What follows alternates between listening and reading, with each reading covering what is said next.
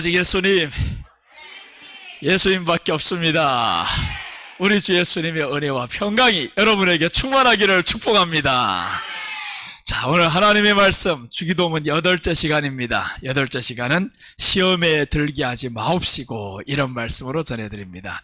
시험에 들게 하지 마옵시고, 이 말씀은 언제 뒤에 나오는 말씀이냐 하면, 지난 시간에 우리에게 죄 지은 자를 사하여 준 것 같이 우리 죄를 사하여 주옵소서. 죄 용서함 받은 다음에 하나님이 우리에게 시키신 기도가 있습니다. 시험에 들지 말라. 죄 사함 받은 은혜가 있는데, 은혜를 받았는데 시험에 들어버리면 끝나버리는 거예요. 그래서 죄 용서함 받은 것도 중요하지만 더욱 중요한 것은 시험에 들지 말아야 된다. 이것은 주님이 우리에게 명한 겁니다. 기도하라는 거예요. 시험에 들지 않게 기도해라, 이거. 매일마다 시험에 들지 않게 기도해야 된다라는 거예요.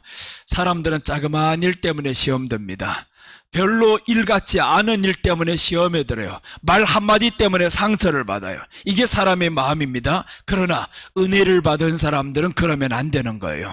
은혜를 받은 사람들은 사람의 말에 개념치 마시기를 바랍니다. 자, 지난 시간에 말씀드렸죠. 시험에 들게 하지 마옵시고 라기 전에 죄 용서할 수 있는 방법, 어떻게 하면 그럼 죄를 용서할 수 있는가, 어떻게 용서함을 받는가. 죄 용서함은 예수님이 우리에게 허락해 주신 겁니다. 예수님을 믿으면 죄 용서함을 받았어요. 그런데 사람끼리 죄 용서가 문제란 말이에요. 사람끼리 관계에서 미운 것들이 있어요. 문제가 생기면 이게 화해가 잘 안 됩니다. 이해가 안 돼요. 왜 이렇게 할 수 있지? 이게 잘 안 된단 말이에요. 그래서 죄 용서의 방법에 대해서 말씀드렸는데, 사람끼리 용서는 이해하는 것이다 라고 했어요. 이해하라는 건 그 사람의 입장에서 생각하는 거예요. 그 사람의 입장, 내 수준에서 생각하면요, 그 사람은 영원히 이해가 되지 않습니다. 어떻게 그렇게 할 수가 있어? 어린아이 보고 생각해봐요. 너 어떻게 게임만 할 수 있어? 이런단 말이에요. 그러면 안 된다라는 거예요. 그 사람의 입장에서 생각해보면 이해가 되는 거예요. 그래서 우리는 사람과의 관계에서, 사람끼리 용서에서는 그 사람의 입장에서 생각해보자 라는 겁니다. 그러면 이해 못할 일이 없어요. 이해를 못하면 모든 관계가 깨집니다. 그래서 여러분, 우리는 말씀 받고 그 말씀대로 살아가는 실천을 하루하루 해보시기를 바랍니다. 주일날에 말씀 받았으면 말씀대로 살아보려고 실천을 해봐야지, 말씀만 듣고 그저 끝나버렸다, 예배드린 것으로 끝나버리면 의미가 없어요. 그러면 시험에 들어요. 그 말씀이 우리 안에 무장이 되어 있을 때, 그때 시험에 들지 않습니다. 자, 오늘 한번 이어가겠습니다. 은혜 받은 후 가장 중요한 것은 오늘 말씀처럼 시험에 들지 않는 것이다 라는 겁니다. 자, 시험에는 두 가지가 있습니다.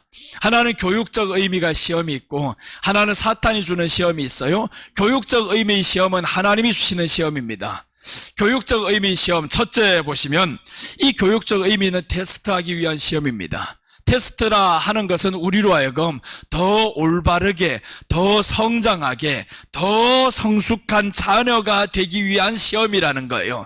우리가 시험 받을 때 교육적 의미의 시험은 너로 하여금 내가 더 성숙하기를 원한다라는 거예요. 너 전에는 아니었었지만 이 시험을 받고 났더니 더 성숙해지는 거예요. 아이가 한번 넘어지고 났더니 다음번 넘어져요? 또 넘어진단 말이에요. 그래서 아이가 걷기까지는 3000번을 넘어진다라고 하잖아요. 아까 누가 그러더라고요. 우리 전도사님 손주가 그런다고 했지. 이제 돌이 지났는데 막 뛰어다닌다고? 그 뛰어다니는 것이 수천 번의 넘어짐이 있었던 거예요. 그 넘어짐 속에서 이 아이는 또 일어나는 겁니다. 넘어진다고 해가지고 실망하지 않아요. 나 왜 계속 넘어질 수밖에 없는 사람이야, 그렇게 생각지를 않아요. 그래서 이제 3000번이나 넘는 세월, 시간을 거기에 투자를 하다 보니까 얘가 이제는 서서 뛸 수가 있어요. 이게 바로 교육적 의미 시험이라는 거예요. 교육적 의미의 시험이라는 것은 더 성숙한 자녀가 되기 위해서 하나님이 허용하시는 겁니다. 그 성숙한 자녀가 되면 그때부터 우리가 어떤 삶이 따라오냐 하면 흔들림이 없어요. 성숙해지면 흔들림이 없고 모든 것을 바라보는 것이 그때부터 편안함이 따라옵니다. 평안이 따라와요.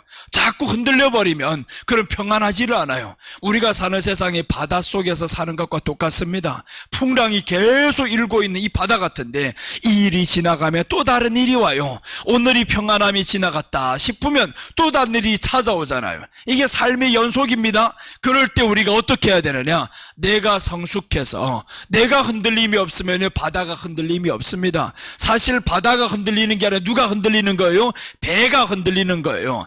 그래서 바닷속에 가는 배들은 어떤 배예요? 다 큰 배잖아요. 큰 배면 흔들리지 않는데 작은 배가 하나 떠 있으면 흔들리는 거예요. 그래서 우리 큰 배는 일단 교회가 돼야 됩니다. 교회 안에 모임이 있어서 이 모임 가운데는 흔들림이 없어야 되는 거예요. 오늘 왔다가 내일 안 오고, 오늘 가고 싶었다가 내일 가고 싫고, 이런 마음이 우리 안에 계속 있으면 그 사람은 세상의 풍랑을 만났을 때 이길 수 없는 거예요. 자, 시험을 또 한 가지 말씀드릴게요. 우크라이나 대통령 젤렌스키 대통령이 있는데 이 사람이 코미디언이었어요. 코미디언 이 사람이 대통령이 되어가지고 사람들이 걱정합니다. 아니, 코미디언 하던 사람이 대통령 돼서 어떻게 이 나라를 이끌까? 그런데 그때 당시 전쟁이 터져버린 거예요. 대통령이 되지 얼마 안 돼서 전쟁이 터져버리는데 러시아가 공격을 하는데 하루 만에 수도를 점령해버립니다. 그때 이 사람이 지지율이 얼마였었냐 하면 대통령 될 때 30%대 지지율이었어요. 그런데 전쟁이 터지고 며칠 지났는데 지지율이 90%로 뛰어버렸습니다. 3배로 뛰어버렸어요. 자, 전쟁이 터졌는데 어떻게 지지율이 더 올랐을까? 그때 이 사람이 내린 결론이 겁니다. 나는 항복하지 않으리라. 나는 국민을 위해 죽을 것이다. 그래서 그때부터 이 사람이 전투 모드로 딱 들어가 버리는 거예요. 모든 것을 다 갈아입고 나 이제 전투 모드로 들어가서 우리 백성을 지킬 것이야. 그때부터 지지율이 올라가기 시작하는데 3배가 뛰었습니다. 이게 현실인 거예요. 전쟁은 그 사람으로 하여금 더 성숙하게 만들었어요. 더 성숙한 대통령. 그래서 국민이 94%가 우리는 전쟁에서 이긴다, 이렇게 자긍심을 가지는 거예요. 전쟁에서 우리는 이길 수 있다. 왜 그러냐 봤더니 대통령이 믿어지거든요. 근데 대통령이 그 전쟁에서 나 손들래, 우리 무기로는 이길 수 없어, 우리 국력으로 이길 수 없어, 이래버렸으면 다 끝나버렸습니다. 그런데 지금 전쟁이 이렇게 장기전으로 가는데 국민들이 자기들 이긴다라는 거 누구 때문에요? 대통령이 성숙함이 보여졌거든요. 그 성숙함이 오히려 전쟁 속에서 이 사람을 더 성숙하게 만들어갑니다. 그러면서 세계 모든 곳을 향해서 다 연설하는 거예요. 우리를 도와주세요, 도와주세요. 그렇게 해서 결국에 이 사람이 오늘 보니까 가장 중요한 지대를 또다시 탈환시켜버렸어요. 러시아가 공격해서 다 장악했던 걸 하나하나 빼앗아 갑니다. 자기네 국기를 딱 꽂아놓고. 어제는 놀라운 사건이 있었는데 우크라이나의 한 그저 시민인 거예요. 소총을 들고 있어요. 근데 러시아에 저 위에서 날아가는 그 폭격기가 있잖아요. 이게 500억, 600억이랍니다. 그 고가의 그 폭격기가 위로 쭉 날아가는데 응당에 미사일로 쏴야 되는데 이 사람이 소총을 들고 그걸 쏴버린 거예요. 근데 소총이 맞아가지고 그게 떨어져 버렸어요. 그게 지금 온 우크라이나에서 다 널리 퍼지니까 더 사기가 살아나는 겁니다. 자, 여러분 한번 보세요. 우리가 성숙해진다라는 것은 두려움 없이 하나님 앞에 시험이 오는 거예요. 근데 두렵지 않아요. 우리는 이길 수 있어. 소총을 들고도 그 미사일과 이 모든 것들 다 이기는 거예요. 군사력으로 말하면 우크라이나가 이길 수 없습니다. 근데 이 사람들이 정신력이 이제는 이기는 거예요. 우리는 이 싸움에서 교육적으로 더 나아가 강건하게 될 것이고 더 힘이 될 것이다. 이렇게 나가는 거 이기는 겁니다. 그래서 여러분 지금 받고 있는 시험이 하나님이 주시는 교육적 시험이라고 하면 우리는 이기시기를 바랍니다. 분명히 이길 수 있는 시험입니다. 하나님이 우리를 시험 주실 때는 넘어지라고 주시는 시험이 아니에요. 더 온전하게 하기 위함이다 라고 합니다. 야고보서 1장 2절 한번 보시면 내 형제들아 너희가 여러 가지 시험을 만나거든 온전히 기쁘게 여기라. 이는 너희 믿음의 시련이 인내를 만들어내는 줄 너희가 알미라. 인내를 온전히 이루라. 이는 너희로 온전하고 구비하여 조금도 부족함이 없게 하려 함이라 라고 했습니다. 시험을 만나거든 어떻게 하라고요? 온전히 기쁘게 여기라는 거예요. 아예 시험을 만난 거 왜 이렇게 왔어, 빨리 가 빨리 가, 이게 갑니까? 가지도 않아요. 그럴 바에는 즐기자라는 거예요. 즐기시기를 바랍니다. 손흥민이 지금 온 세상을 향해 가지고 한국의 위상을 높여버렸잖아요. 한국의 축구를 올렸단 말이에요. 그의 아버지를 기자들이 취재를 했어요. 어떻게 해서 손흥민 선수가 오른발 왼발 이렇게 동일하게 잘 쓸 수 있냐고요. 오른발 제기들은 왼발 못 씁니다. 그런데 아버지가 어릴 때부터 이렇게 훈련시켰다는 거예요. 너 모든 것을 왼쪽부터 시작해. 계단 가는 것부터 왼쪽부터 내려가. 밥 먹는 것도 왼쪽으로 시작해. 이렇게 해가지고 모든 걸 다 왼쪽으로부터 시작하게 하니까 오른발 왼발 똑같이 골을 넣는 거예요. 여러분, 이게 바로 교육적 시험입니다. 이 아이가 만약에 어릴 때 왼발이 잘 안 되는데, 왼손이 잘 안 되는데 계속 시킨다고요. 짜증나 해봐봐요. 엄마 왜 그거 안 되는 거 자꾸 시켜. 이렇게 했으면 걔는 안 됐을 거예요. 그런데 그런 소리 한 번도 안 한 겁니다. 계속 따라간 거예요. 계속 순종했습니다. 오늘날의 결과 보세요. 다른 선수들과 확연히 다르잖아요.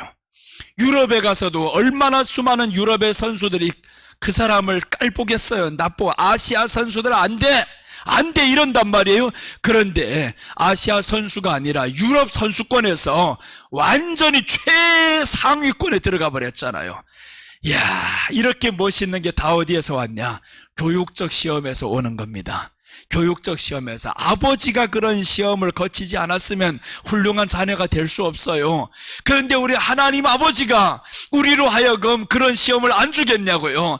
내가 너로 하여금 이 땅에서 더 온전하게 만들고자 한다. 부족함이 없게 하고자 한다. 할렐루야!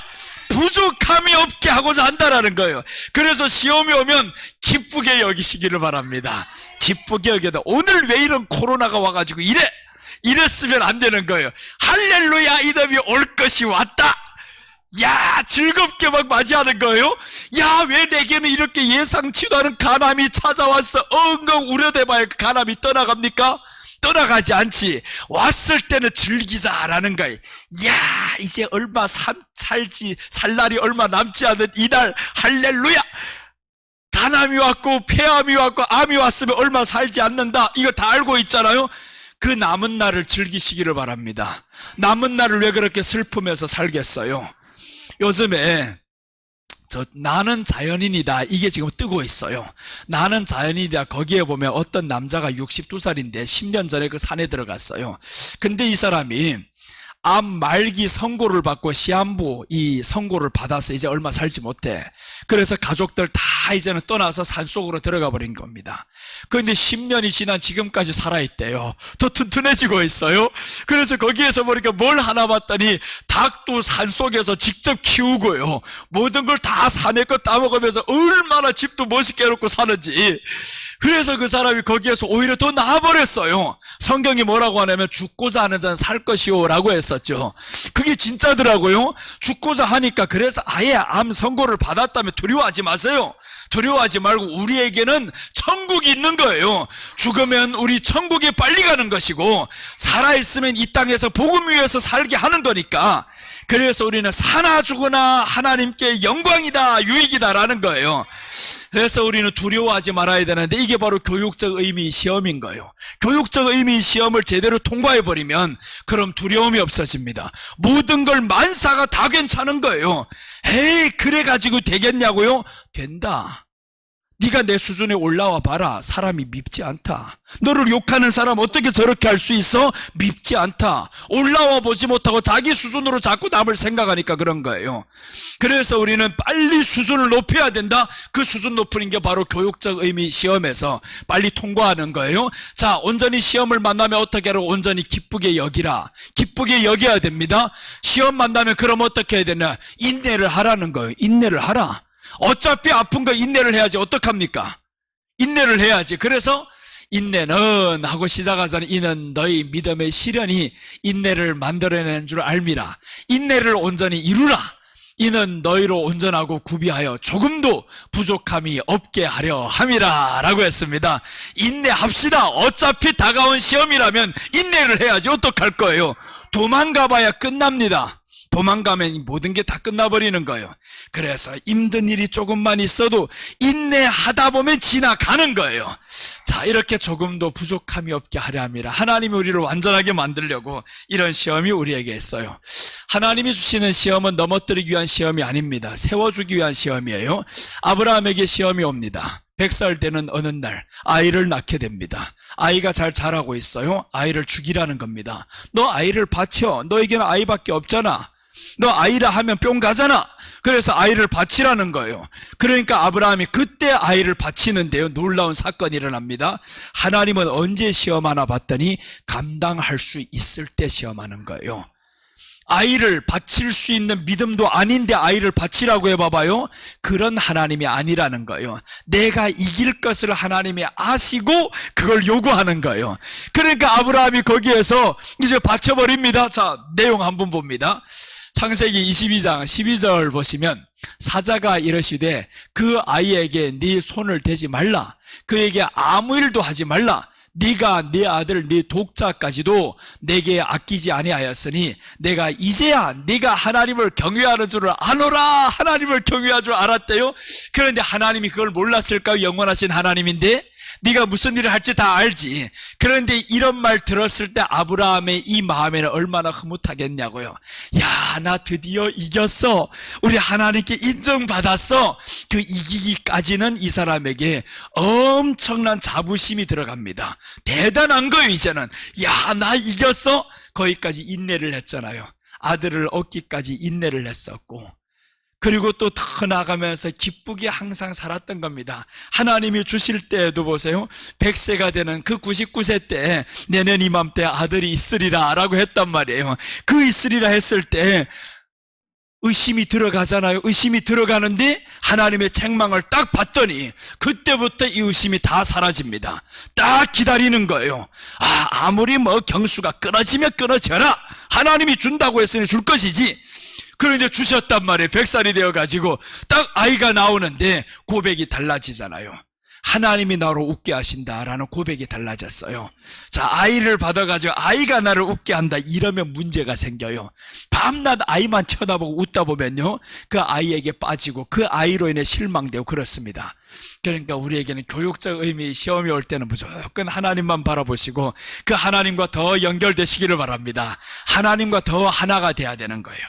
자, 고린도전서 10장 13절 보시면 사람이 감당할 시험 밖에는 너희가 당한 것이 없나니 오직 하나님은 미쁘사 너희가 감당하지 못할 시험당함을 허락하지 아니하시고 시험당할 즈음에 또한 피할 길을 내사 너희로 능히 감당하게 하시느니라 라고 했어요. 자, 보시면 사람이 시험을 당할 때 하나님이 피할 길을 낸다잖아요. 언제 내느냐? 감당 못할 때는 피할 길을 내고요, 시험 당할 즈음에 또한 너희로 능히 감당하게 하신다라는 거예요. 감당하게 하십니다. 그래서 드라마 볼 때도 여러분들이 긴장하지 마세요. 다 되게 돼 있어요. 왜 그러냐? 감독은 마지막까지 다 안단 말이에요. 다음 날에는 어떻게 될 것이고 다음 해는 어떻게 될 것이, 감독은 다 알아요. 근데 우리 인생의 감독이 누구냐? 하나님이라는 거예요. 우리 인생의 감독 하나님이 모르겠냐고요. 어제 드라마를 하나 본 거 있는데 현재는 아름다워 이게 있어요.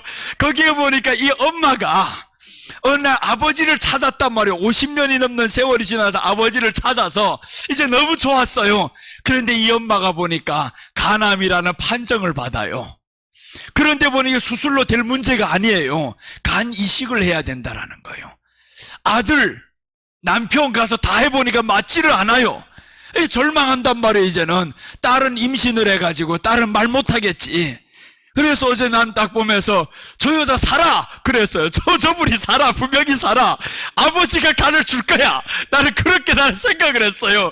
왜 그러냐 하면 이 모든 게 벌써 감독이 내가 생각하는 대로 아닐 수도 있어요.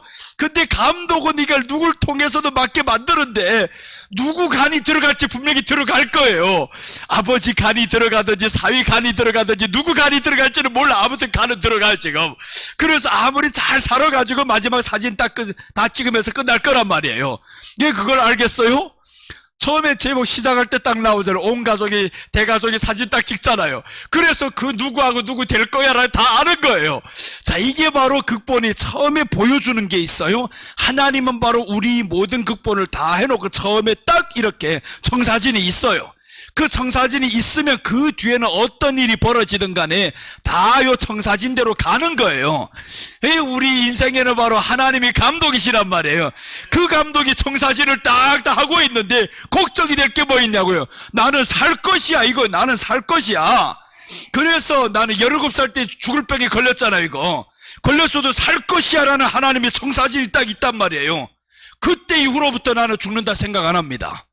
왜 그러네? 하나님이 나를 살렸으니까 또 한 번 죽음이 다가와도 또 살릴 것이야. 그래 죽는다 생각을 안 해요. 근데 내가 어느 날 죽었어요. 예를 들어서 죽었단 말이에요. 그게 죽었을까요? 진짜 죽은 걸까요? 오히려 살아나는 거지. 죽었다라고 하면 그때는 영원히 사는 날이에요. 그러니까 내가 죽는 날이면 울지 말아야 되는 거예요. 할렐루야, 천국 갔다, 천국 갔다, 우리도 빨리 가자 하고, 그래야지 빨리 가자 해야 되는데, 그 천국을 가야 되는데 천국 갈 때는 믿음을 꼭 가지고 가야 됩니다. 그래서 우리는 하나님의 이 극볼 아래 잘 들어가시기를 바랍니다. 그러면 승리합니다. 오늘 교육적 의미 시험은 성숙한 자녀가 되게 하기 위함입니다. 우리를 더 성숙한 자녀가 되게 하는 거예요. 예배를 왜 이렇게 멀리서 와야 됩니까? 아우, 나 오늘 문 앞에서 드리고 싶어. 왜 그렇게 교회는 멀리 있어가지고 앞에서 드리면 안 될까? 드리세요. 괜찮아요. 그럼 성숙한 자녀 되는 기회를 놓칩니다. 놓치는 거예요. 한 번씩 오고 가고 할 때마다 얼마나 이 마음에 참 갈등이 옵니까 이거. 늦게 일어나서 그렇고 힘이 들어 그렇고 시간 빼앗겨서 그렇고 갈등이 수도 없이 올 거란 말이에요. 그러나 한 번 오다 보면 오고 가는 그 길에서 내가 성숙한 자녀가 되는 그 모든 훈련을 하는 겁니다. 그 훈련을 하는 거, 예배 1시간이 우리를 바꾸는 게 아닌 거예요. 오고 가고 하는 이 모든 과정 속에서 하나님이 우리를 바꾸시는 겁니다. 더 성숙한 자녀가 되게 만드시고요. 그래서 우리는 성숙한 자녀가 되시기를 바랍니다. 성숙한 자녀가 돼야 되는 거예요. 부모의 아픔을 알 수 있는 자녀가 돼야 되지.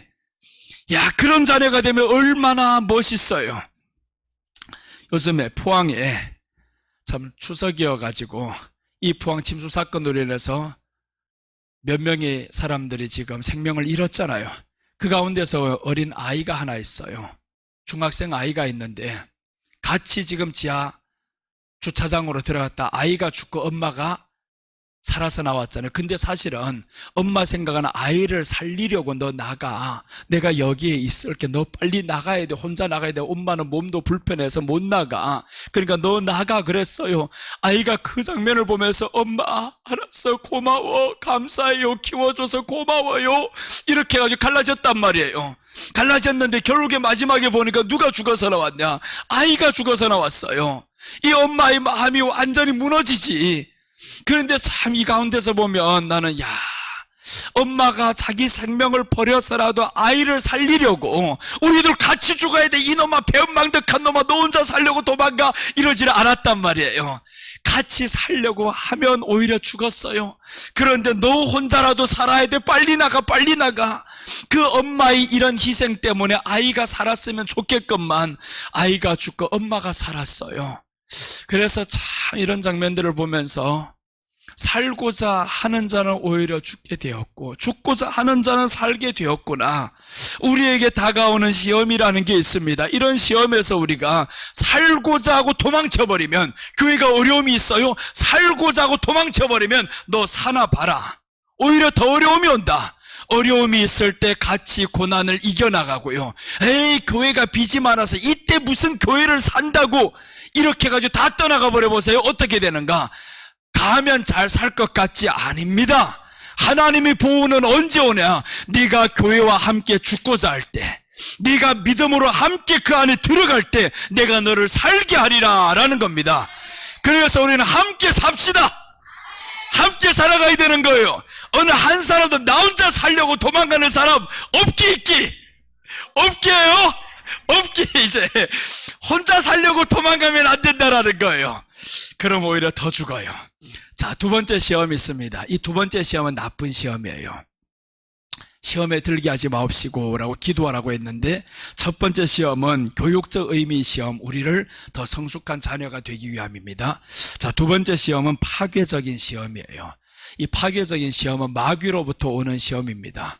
하와에게 찾아왔던 이 뱀, 파괴적인 시험, 이런 시험인 거예요. 파멸적이고 파괴적, 죽이기 위한 시험이라는 거예요. 우리를 죽이기 위해서. 그래서 우리가 시험에 들지 말아야 되는데, 죄 사함 받은 다음에 시험에 들었어요? 그럼 이게 누가 주는 거냐? 요거는 마귀가 주는 시험인 거예요. 시험에 들어버렸으면 마귀가 주는 시험. 그래서 악한 영으로부터 시험에 들지 않게 해달라고 하나님은 기도해라는 거예요. 너 지금 은혜를 받았지? 죄사함의 은혜가 있지? 한 주 내내 우리는 어떤 기도를 해야 돼요? 하나님, 시험에 들게 하지 마옵소서. 내가 시험에 들면 안 됩니다. 어떤 일이 있어도 시험에 들지 말게 하옵소서. 이렇게 하라는 거예요. 그래서 이 마귀가 가장 싫어하는 것 하나가 있어요. 야, 저 인간 시험에 들게 해야 되겠는데 어떻게 하면 들게 할까? 그런데 들게 하려고 보니까 이게 자꾸 나아가려고 해요. 자꾸 앞으로 가려고 하는데 하나, 요것만 하면 시험에 잘 안 들어요. 예배만 잘 드리면 시험에 들 일이 없습니다. 예배 드리는 일만 게을리 하지 않으면 시험에 안 들어. 어떤 사람이 시험에 드냐면 예배 드린 일에 한 번, 두 번 빠지기 시작하면 그때부터 시험에 들기 시작합니다. 아유, 내가 뭐 한 번 빠진다고 해서 하나님이 받지 않냐? 그게 아닌 거예요. 내 마음이 이미 벌써 시험에 들도록 이는 마귀가 들어와 버리는 거예요. 그래서 우리가 시험에 들도록 마귀가 자꾸 예배에 방해하는 거예요. 주일날 딱 보면 보세요. 교회만 나가려고 하면 무슨 일이 터지죠. 꼭 교회만 나가면 일이 생겨요. 근심 없던 것도 왜 교회만 나가려면 근심이 오는지 몰라요. 무슨 일이 다 주일날에만 있잖아요. 왜 하필 잔치와 이런 것들이 다 주일날에만 있습니까? 아니, 주일날을 하나님이 예배 드리는 날로 이렇게 만들어 놨건만 주일날로. 그래서 우리 믿는 사람들은 토요일날로 하셔야 되는 거예요. 다 토요일날 하시고 나니까 또 주일날 너무 피곤한 거예요. 그래서 또 쉬어야 되겠다? 그러면 죽어. 그러면 안 되는 거예요. 그래서 우리가 하나님 앞에서는 이 마귀가 주는 파괴적인 시험, 여기에는 넘어가면 안 되는 거예요. 파괴적인 시험이 올 때 이기는 방법은 예배로 나아가는 겁니다. 예배로 나오시기를 바랍니다. 어떤 일이 있어도 예배로 나와야 되는 거예요. 예배로 나왔으면 우리는 살아갈 수가 있어요. 자, 마태복음 24장 10절에 보면 마지막에 대환란이 일어납니다. 이때 이런 일들이 일어나요. 그때 많은 사람이 시험에 빠져 서로 잡아주고 서로 미워하겠으며, 자, 그때는 대환란 때입니다. 많은 사람이 시험에 빠집니다.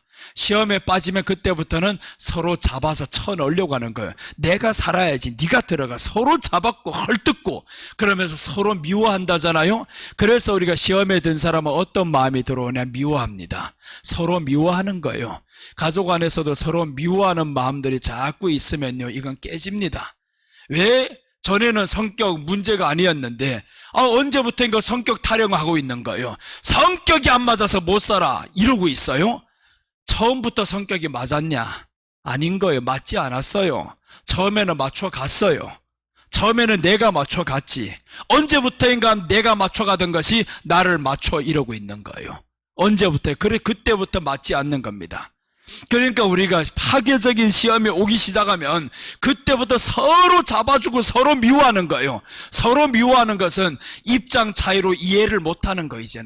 이제는 네가 나를 이해해야 돼. 내가 이만큼 했으니까 네가 나를 이렇게 해줘야 돼. 이렇게 지금 바뀌어져 버린 거예요. 자, 우리 마음에는 예수님을 의지함으로 인해서 파괴적인 시험에 넘어지지 말기를 바랍니다. 파괴적인 시험에 넘어지면 이때부터 다 무너지는 거예요.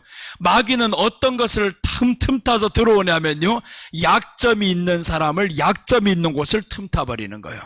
물도 보세요. 이 벽으로 새 들어오는데 그 물이 쯤이 살짝 있으면 이게 점점 그 안으로만 타고 들어오잖아요. 그래서 우리가 마지막에는 흠이 없어야 되는 거예요. 하나님이 말씀합니다. 내가 너희를 흠과 점이 없게 하기를, 보존되기를 내가 원한다라는 거예요. 흠이 없어야 되는 거예요.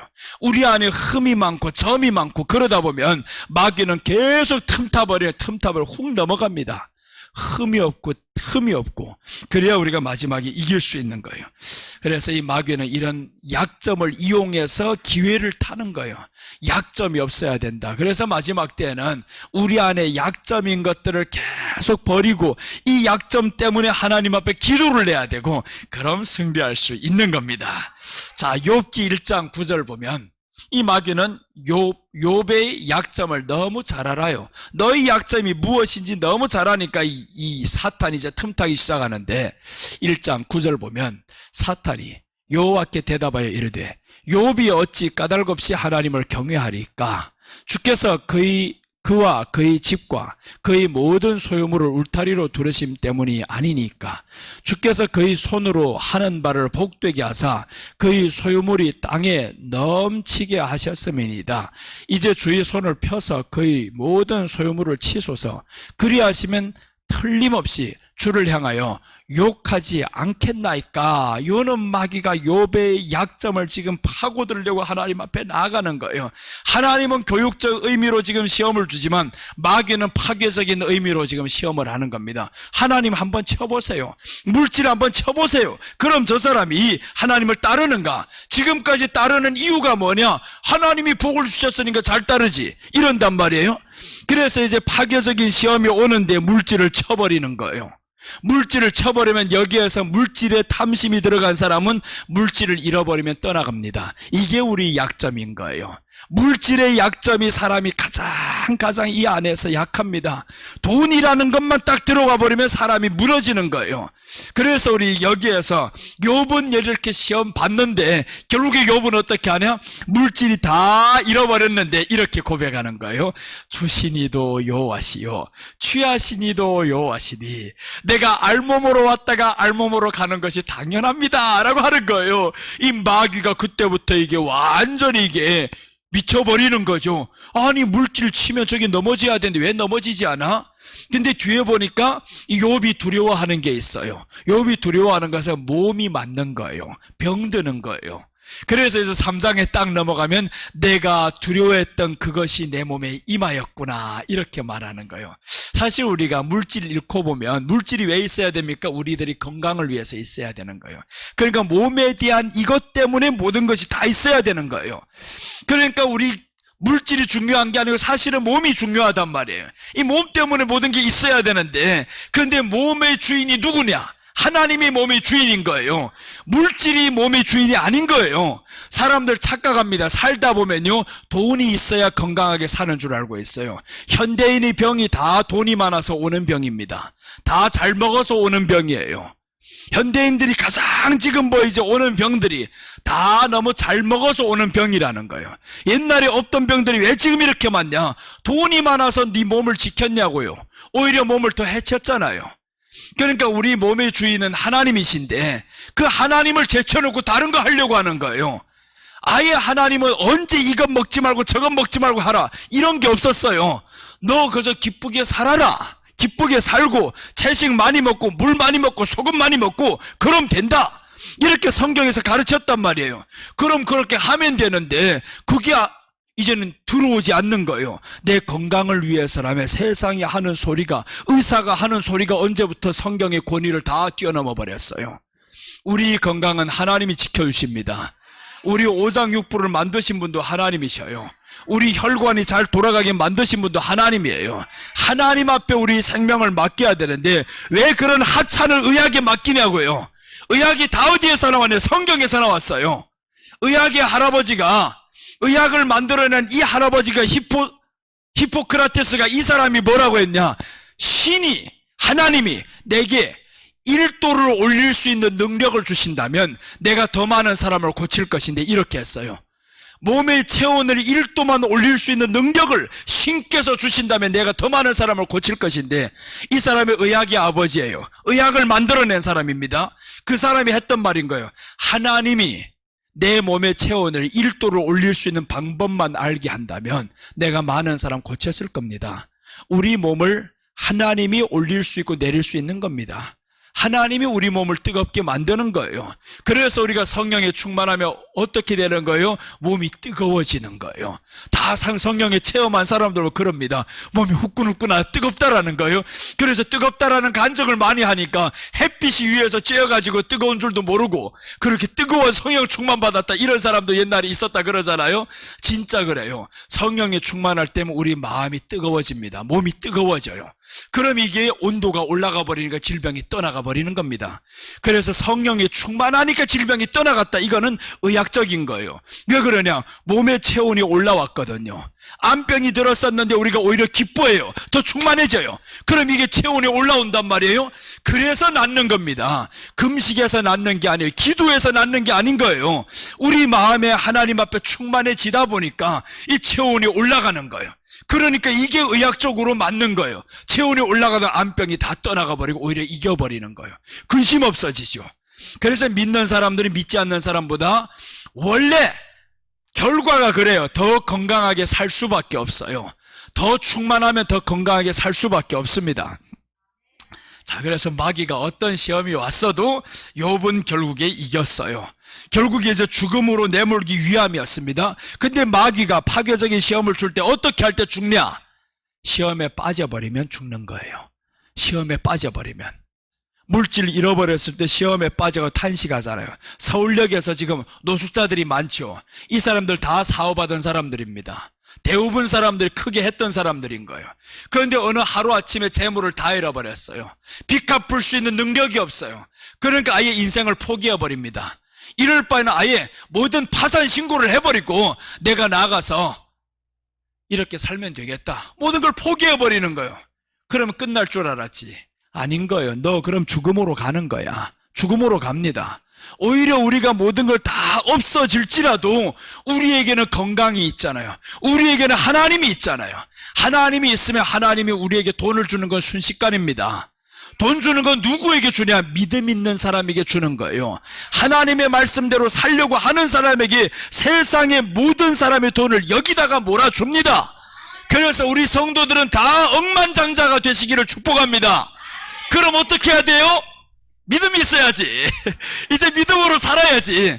믿음으로 살면 세상의 부가 우리에게 몰려옵니다. 이제 우리 교회가 얼마나 많은 부를 가지는가 보세요, 여러분. 어마어마한 부를 가질 겁니다. 이유는 돈 사랑해서가 아니에요. 우리 안에 예수님이 있으니까. 예수님 더 사랑하니까. 나는 그래 자신 있어요. 우리는 어마어마한 부를 가질 것이다. 부에 빠지지 않을 것이다. 부를 준 다음에 부에 빠지면 안 되는 거예요. 물질에 푹 빠져가지고 돈 다 잃어버리면 주여 막 잃어버리면 안 된단 말이에요. 그때는 우리 고백이 주시니도 여호와시오. 줬다가 뺏는 날이 있습니다. 대환란 날이 오면 다 빼앗아갑니다. 왜 그러냐면 대환란 날에 물질을 못 쓰게 되어 있어요. 표를 받는 자 외에는 매매를 못합니다. 표를 받는 자. 그러니까 아무리 많이 줬더라도 표를 받으면 그럼 지옥인데, 그러니까 이제 물질을 빼앗는 날이 옵니다. 그때는 우리가 어떻게 해야 돼요? 그러면 주시니도 여호와시오, 취하시니도 여호와시오. 그런 멋있는 고백을 해야 된다라는 거예요. 자, 하나님이 이렇게 욥이 더 성숙한 신앙을 가지길 원해서 그런 시험을 허용한 겁니다. 여러분 지금 시험 당하고 있다면 주님 앞에 더 성숙해지시기를 바랍니다. 더 넘어지면 안 되는 그런 불쌍한 사람. 자, 이제 마지막 사탄의 시험에서 이기려면 나옵니다. 사탄의 시험에서 이기려면 그럼 어떻게 해야 될 것인가? 모든 걸 다 설명을 드렸어요 지금. 근데 이제 하나하나 들어가 보겠습니다. 사탄의 시험에서 이기려면 첫째 있습니다. 욕심을 버려야 합니다. 야고보서 1장 14절. 오직 각 사람이 시험을 받는 것은 자기 욕심에 끌려 미혹됨이니. 자, 보세요. 분명히 말씀하죠. 각 사람이 시험을 받는 것은 자기 욕심에 끌려 미혹된 것이다. 욕심이 많다 보니까 내게 시험이 든 것이다 라는 겁니다. 그럼 시험 든 사람들 다 왜서 시험 들었어요? 욕심 때문에 들었다. 누구 말하지 말라. 누구 너를 시험 들게 한 사람 없어요. 괜히 누구 상처를 입혀서. 아니야, 네 욕심 때문에 그래. 욕심 때문에 시험 든 거예요. 어떤 욕심이요? 말에 상처를 받았으면 어떤 욕심이에요? 너 자존심이라는 욕심 때문에 그래. 물질이 있던 게 없어졌으면 물질인 탐심이 들어가 그래. 그러니까 모든 게 다 시험은 상대방이 주는 것 같은데 사실은 아니다라는 거예요. 욕심에 끌려 미혹된다. 네가 욕심에 끌리니까 이렇게 미혹돼가지고 시험 드는 거예요. 그래서 우리는 욕심을 버려야 됩니다. 물질의 욕심도 버려야 되고요, 쾌락의 욕심도 버려야 되고요, 명예의 욕심도 버려야 됩니다. 오히려 버렸을 때 더 오게 되어 있어요. 버리면 옵니다. 그래서 우리가 욕심, 물질의 욕심도 버리면 물질이 오히려 오게 되어 있어요. 근데 돈 하면서 살아가는 사람들 보세요. 하는 말이 꼭 그럽니다. 없다라는 거예요. 왜 이렇게 열심히 살아가는데 이렇게 버는데 왜 돈이 없는지 모르겠다라는 거예요. 내려놓지 않아 봐라. 욕심대로 살아봐라. 남는 게 있는가? 아무리 많아도 그 사람은 계속 없다고 그럽니다. 왜 그러냐? 너의 욕심이 더 커졌거든요. 네 돈은 많아졌는데 내 욕심이 커졌어요. 그러니까 이 사람은 영원히 가난한 사람으로 살아갑니다. 그래서 우리는 욕심만 내려놓으면 우리는 부자로 살아갈 수 있습니다. 지금도 우리는 부자예요. 이렇게 빚 없는 교회가 세상에 어디 있습니까? 빚도 없지. 얼마나 행복해요. 여러분들 가정 안에 빚만 없어도 얼마나 좋아요. 그렇게 해서 우리가 늘 하나님 앞에 욕심 버리고 살아가시기를 축복합니다. 에베소서 5장 5절 보시면 너희도 이것을 정녕 알거니와 음행하는 자나 더러운 자나 탐하는 자나 곧 우상 숭배하는 자는 다 그리스도와 하나님 나라에서 기업을 얻지 못하리니. 자, 여기에서 반복되는 내용이 있는데 탐하는 자라고 또 나옵니다. 탐하는 자, 우상 숭배한 자 다 그리스도와 하나님 나라에서 기업을 얻지 못한다. 탐심이 지나치면요 건강을 잃어버립니다. 돈 하다가 건강을 다 잃어버려요. 그 돈이 들어와야 기쁘고요, 돈이 나가면 슬프고요. 그러면 건강 잃어버리는 거예요. 결국에 돈이 나를 웃게 하고 울게 만드는 거예요. 우리를 웃게 하고 울게 하는 건 오직 하나님밖에 없으시기를 바랍니다. 하나님 때문에 울어야 되고 하나님 때문에 웃어야 되고. 자, 이제 이렇게 하나님 앞에 나아가면 우리가 욕심을 버리면 사실 평안하게 살 수가 있다라는 거죠. 자, 사탄의 시험에서 이기려면 첫째는 욕심을 버려야 됩니다. 둘째, 기도해야 됩니다. 늘 깨어 기도하면요 시험에 들 일이 없습니다. 자, 마태복음 26장 41절 보시면 시험에 들지 않게 깨어있어 기도하라. 마음에는 원이로되 육신이 약하도다 하시고. 자, 시험에 들지 않게 깨어있어 기도하라는 거예요. 왜 시험에 들었어요? 기도하지 않아서. 기도하면 시험에 안 들었습니다. 절대 들지도 않아요. 누구누구를 상처 입혔어요? 그럼 그 사람이 기도를 냈어요. 그럼 기도하는 사람은 시험에 들지 않습니다. 기도 안 했기 때문에 시험에 드는 거예요. 예수님이 제자들이 왜 예수님을 다 떠나버렸을까? 저 때 기도 안 해서 그런 거예요. 예수님 분명히 말씀했잖아요. 시험에 들지 않게 깨어있어 기도하라는 거예요. 마음에는 원이로도 육신이 약하도다 하시고. 예수님은 기도하는데 왜 기도 안 해도 될 사람은 기도했는데 기도해야 될 너는 기도 안 하냐고요. 기도를 해도 너는 이길까 말까 한데 왜 기도를 안 해도 이길 수 있는 예수님은 기도를 하는데 기도를 해야 될 사람은 정녕 기도를 안 해요. 그러니까 시험에 들지. 작은 일 때문에 시험 들어 예수님 배신치잖아요. 아니 3일 뒤에 살아난다고 다 말을 했는데 왜 그 소리를 믿지 않냐고요. 기도 안 하니까 믿어 안 짓는 거예요. 시험에 드는 겁니다. 별일 같지 않은 것까지 시험에 들어버리는 거예요. 감기 걸려도 기도 안 하면요 왕창 이제 암병이 온 것 같아요. 근데 암병이 와도 기도하고 보면 감기처럼 지나가 버립니다. 그러니까 우리는 기도하시기를 바랍니다. 늘 깨어서 마음이 아플 때, 누구로 인해 힘들었을 때, 문제가 터졌을 때 첫 번째 해야 될 것은 기도인 거예요. 기도를 언제까지 해야 되냐? 마음의 평안이 올 때까지. 마음의 평안이 올 때까지 한 번 해버리고 그만두면 안 됩니다. 마음의 평안이 올 때까지 해야 됩니다. 그럼 이 기도에 대한 시험에 드는 이런 일들이 오면 물리쳐야지. 기도를 내서 너 나 무너뜨리지 못한다. 떠나가라. 어떤 힘든 일이 있어도 나는 교회 떠나지 않을 것이다. 나는 예수님 사랑할 것이고 믿을 것이다. 이렇게 기도를 해야 되는데 아예 기도를 하다 보면 반대로 가버린단 말이에요. 주여, 이런 일이 생긴 거 보니까 떠나야 합니까? 쉬어야 됩니까? 그럼 마귀의 응답이 바로 와버립니다. 쉬어야 된다. 지금까지 너 너무 많이 수고했노라. 잠깐만 쉬어라. 쉬다 보면 영원히 쉬게 됩니다. 그런 소리는 하나님의 음성이 아닌 거예요. 마귀의 소리를 듣고 와가지고 하나님이 응답하셨다고. 하나님의 응답은 목숨 걸어 주 너희 하나님을 사랑하라고 했어요. 네 몸을 목숨 걸어 사랑하는 게 아니고 주 너희 하나님을 목숨 걸어서 사랑해야지. 그런데 이 몸을 사랑하려고 하다 보니까 하나님이 내 몸은 놔버립니다. 자, 이렇게 해서 우리는 늘 깨어서 기도를 하셔야 됩니다. 셋째 있습니다. 셋째는 말씀을 지켜야 이길 수 있습니다. 자, 계시록 3장 10절입니다. 3장 10절 보면 네가 나의 인내의 말씀을 지켰은즉 내가 또한 너를 지키어 시험의 때를 면하게 하리니 이는 장차 온 세상에 임하여 땅에 거하는 자들을 시험할 때라. 자, 마지막 때는 온 세상에 임하는 시험이 있어요. 이 시험의 때를 하나님이 면하게 한다라는 거, 언제 면하게 하느냐? 말씀을 지켰을 때라는 거예요. 그것도 인내의 말씀을 지켜야 됩니다. 인내의 말씀을 우리가 지켰을 때 마지막에 다가오는 시험에서는 우리가 면하게 만들어요. 이 엄청난 환난을 이길 수가 없습니다. 그때는 우리가 면함을 받아야 되는 거예요. 지금은요, 오는 거 피하지 말아야 됩니다. 시험아 와봐라, 나는 기쁘게 시험 보리라. 이렇게 시험을 기쁘게 보다 보면 한 단계를 딱 오르면 얼마나 좋아요. 아이가 학교 가서 시험 본다고 해요. 엄마 나 내일 시험 안 갈래. 내일 기말고사래, 중간고사래. 나 시험 안 보고 시험 끝난 다음에 갈래. 그럼 엄마가 그래 잘한다 이럴 사람 있겠냐고요. 시험 안 본다고 하면 때려서라도 시험 보게 만들어야지. 네가 점수가 중요한 게 아니다. 다음번 또 시험 봐봐라. 계속 받아보면 잘할 수 있다. 이렇게 시험 보는 거 두려워하면 안 된단 말이에요. 두려워한 아이들이 왜 두려워하겠어요? 공부 못했으니까. 공부 잘한 아이들은 시험이 오기를 기다리는 거예요. 이야, 중간고사 칭찬받을 때 또 왔다. 기말고사 칭찬받을 때 또 왔다. 우리 엄마가 시험에 잘하면 나를 돈 준다고 했어. 이제 기대가 되는 거예요. 시험이 오는 걸 기대가 된단 말이에요. 그래서 우리에는 정말 시험이 오는 게 기대가 돼야 되는데, 믿음이 있으면요, 이따 이렇게 무섭지를 않아요. 네가 뭐가 오든지 두렵지를 않단 말이에요. 그래서 우리는 그 믿음을 가지시기를 바랍니다. 그 믿음은 예수님과 연합된 믿음이에요. 예수님 말씀을 지키는 믿음이에요.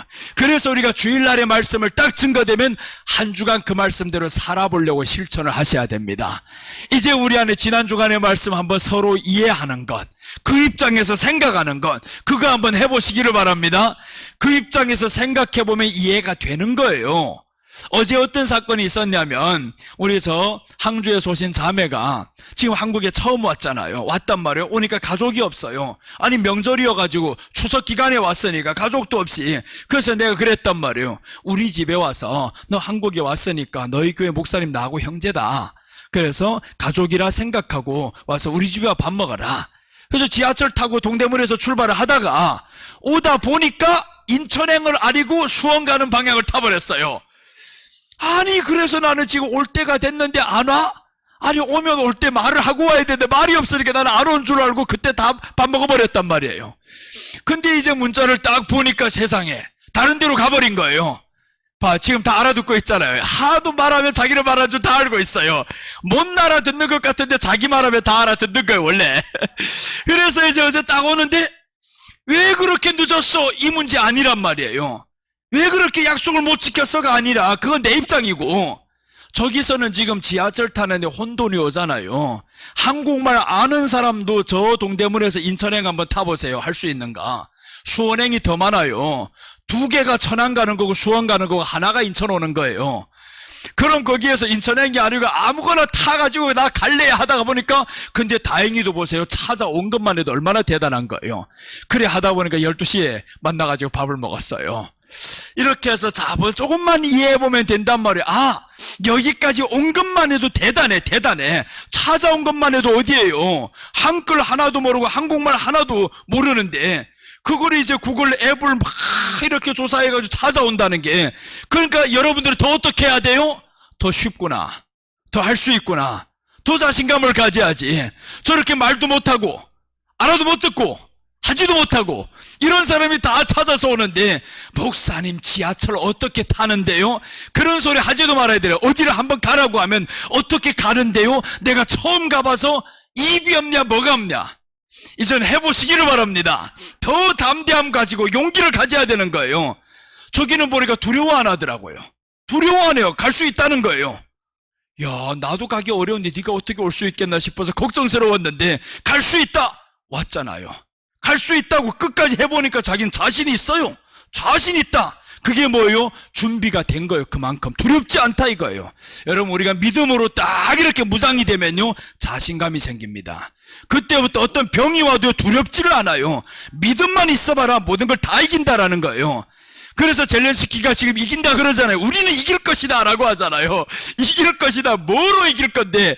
정신으로 이길 건데 하니까 세상에 모두 소총 가지고 쏘는데도 떨고 버리잖아요. 그게 그런 일이 어디 있습니까? 그게 다 자신감에서 나오는 거예요. 우리가 애국심을 가지고 네가 아무리 높이 날아봐라 그 총알이 어떻게 그렇게 멀리 올라갑니까? 근데 내 소총을 가지고 저 떨궜다? 있을 수 없는 일이 어디에서 오냐? 다윗이 던졌던 물맷돌이 그런 거예요. 자신감, 하나님을 믿는 믿음, 그 믿음으로 하나 빵 던졌더니 세상에 그 멀리 있는, 아무래도 가까이 이렇게 있었겠냐고요. 이렇게 가까이가 아니겠지.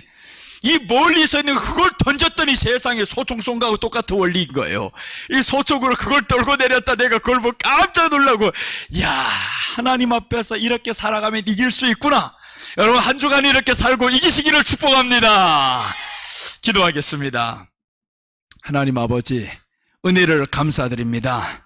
정말 우리에게 하나님께서는 교육적 의미의 시험을 주시면서 더욱더 성숙한 자녀가 되게 하기 위해서, 또한 하나님의 마음을 알고 예수님과 연합된 삶을 살게 하기 위해서 이런 시험이 우리에겐 필요했었습니다. 하나님, 그 어떤 시험이 우리에게 온다 할지언정 이제는 예수님 바라보면서 승리하겠습니다. 주여 저희들을 지켜 주시옵소서.